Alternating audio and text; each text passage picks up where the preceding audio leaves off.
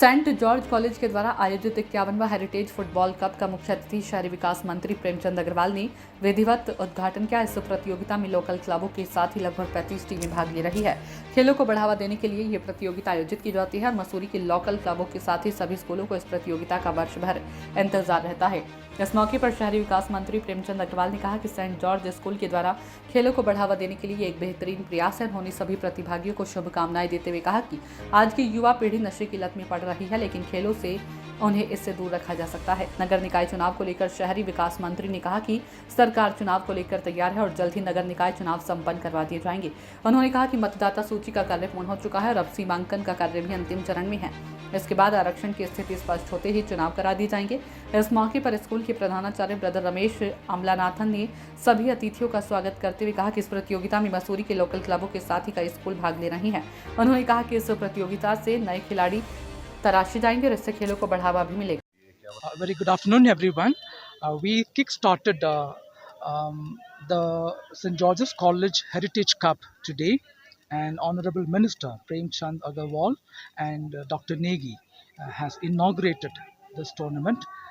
This tournament is going to be for 2 weeks long, and there are about 35 teams are participating, and there are clubs participating, there are schools participating in it, and year by year this tournament is becoming bigger and bigger uh, uh, for years to come.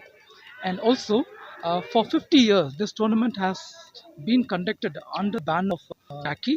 The time come now to continue tradition in the name of George's Heritage tournament, mainly or primarily promote the sporting talent of the local community. And we've been in it for 50 years, and founding us had it clear in their mind that it is a must that we cultivate sporting talents and give a platform for this local life to explore their talents on the field. And we are happy this year that many teams are participating, and I'm happy particularly the minister himself has come and given us his best wishes, and he was very appreciative of the cause that this tournament can promote. इस तरीके से क्या संदेश देना चाहिए आज की युवा पीढ़ी को?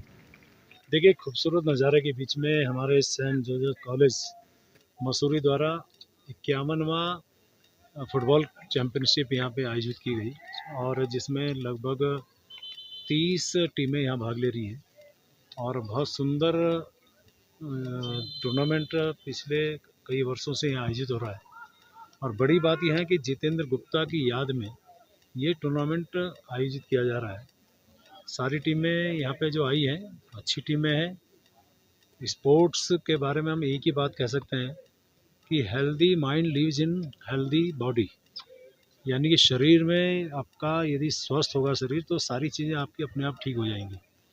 इससे एक सबसे बड़ा लाभ क्या है कि आज युवा खेल की तरफ यदि बढ़ता है तो कम से कम नशे से वो दूर रहता है। मैं एक खिलाड़ी रहा हूँ तो इसलिए मैं बात इसलिए भी कह रहा हूँ कि आज की जो भावना है, आज की युवा पीढ़ी लगातार नशे की तरफ बढ़ रही है, वो हमारे लिए सबके लिए चिंता का विषय है। मैं तमाम इन खिलाड़ियों को बहुत शुभकामनाएं दे रहा हूँ और सेंट जोसेफ कॉलेज को बहुत साधुवाद दे रहा हूँ कि जहाँ यहाँ से बहुत अच्छे बच्चे कोई राजनेता बना है तो कोई अभिनेता बना है तो कोई वैज्ञानिक बना है, कोई और अच्छे ओहदों पे गया है। ये क्रम जारी रहेगा।